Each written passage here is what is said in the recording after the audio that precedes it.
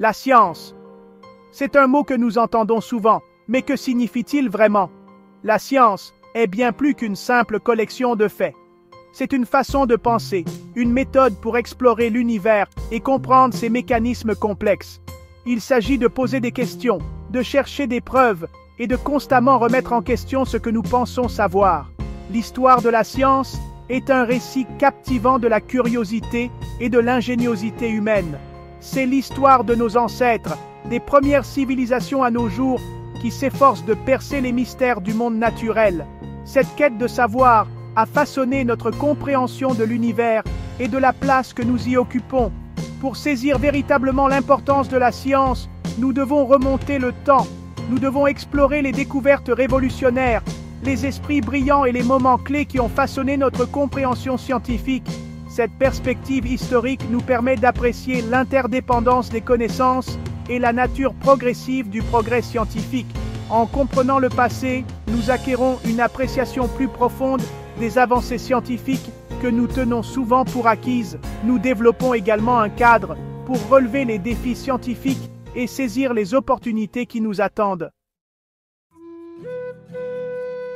Notre voyage commence dans la Grèce antique, une civilisation qui a jeté les bases de la pensée intellectuelle occidentale. Les Grecs possédaient une curiosité insatiable pour le monde qui les entourait. Ils cherchaient des explications naturelles aux phénomènes naturels, s'éloignant des interprétations surnaturelles. Des penseurs comme Thalès, Pythagore et Euclide ont apporté des contributions significatives aux mathématiques et à la géométrie. Ils ont développé des concepts et des théorèmes qui sont encore étudiés et utilisés aujourd'hui.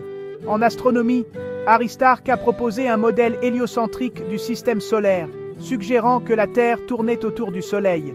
Les Romains, connus pour leur pragmatisme et leur prouesse en matière d'ingénierie, ont adopté et adapté les connaissances grecques. Ils ont excellé dans des domaines tels que l'architecture, l'assainissement et la construction de routes, démontrant une compréhension approfondie des principes pratiques de la physique et de l'ingénierie. Après la chute de l'Empire romain, l'Europe est entrée dans le Moyen Âge. Contrairement à la croyance populaire, cette période n'a pas été dépourvue de progrès scientifiques. L'Église catholique, institution dominante de l'époque, a joué un rôle complexe dans le développement de la science. Les monastères sont devenus des centres d'apprentissage, préservant les textes anciens et encourageant l'érudition. L'Église a également fondé les premières universités, qui ont joué un rôle crucial dans la transmission des connaissances et la promotion du discours intellectuel. Alors que les débats théologiques dominaient une grande partie du paysage intellectuel, des érudits comme Roger Bacon et Albert le Grand ont souligné l'importance de l'observation et de l'expérimentation pour comprendre le monde naturel. Leurs travaux ont jeté les bases de la révolution scientifique qui allait suivre. La Renaissance, qui a débuté en Italie au XIVe siècle, a marqué un regain d'intérêt pour l'apprentissage classique et un esprit de curiosité intellectuelle. La redécouverte des textes grecs et romains antiques, préservés dans les monastères et les bibliothèques islamiques, a insufflé une nouvelle vie à la recherche scientifique. Nicolas Copernic, un astronome polonais, a remis en question la vision géocentrique de l'univers, longtemps admise.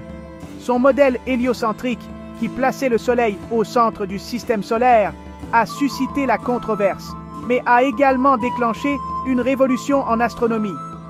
Galileo Galilei, un astronome et physicien italien, a fait des observations révolutionnaires avec le télescope nouvellement inventé.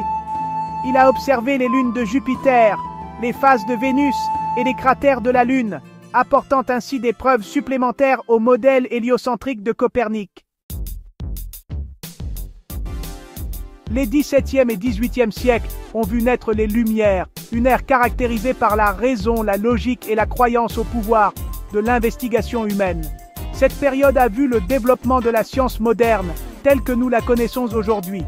Isaac Newton, physicien et mathématicien anglais, a formulé les lois du mouvement et de la gravitation universelle, jetant ainsi les bases de la physique classique. Son travail a révolutionné notre compréhension de l'univers et a eu un impact profond sur divers domaines, de l'astronomie à l'ingénierie. Les progrès en mathématiques, en physique et en astronomie sont allés de pair avec le développement de nouveaux instruments scientifiques, tels que le microscope et le baromètre. Ces outils ont permis aux scientifiques de faire des observations plus précises et de mener des expériences plus sophistiquées. Section 6. Le pouvoir de l'observation, de Darwin à Einstein. Le 19e siècle a été le témoin de découvertes révolutionnaires qui ont remodelé notre compréhension de la vie et de l'univers. Charles Darwin, un naturaliste anglais, a proposé la théorie de l'évolution par la sélection naturelle. Son travail a révolutionné la biologie, expliquant la diversité de la vie sur Terre et notre propre place dans l'arbre de l'évolution. En physique, James Clerk Maxwell a développé la théorie de l'électromagnétisme, unifiant l'électricité, le magnétisme et la lumière en tant que manifestations différentes d'une même force fondamentale.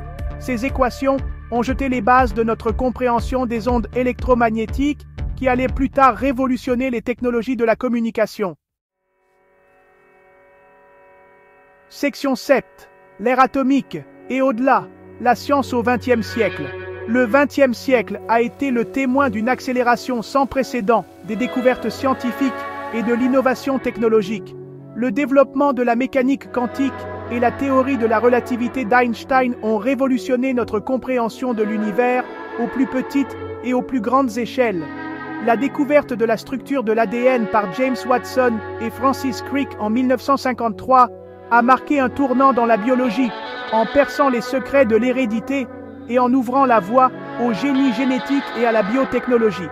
La mise au point de la bombe atomique pendant la Seconde Guerre mondiale a inauguré l'ère atomique, mettant en évidence l'immense pouvoir de la science et son potentiel à la fois bénéfique et destructeur.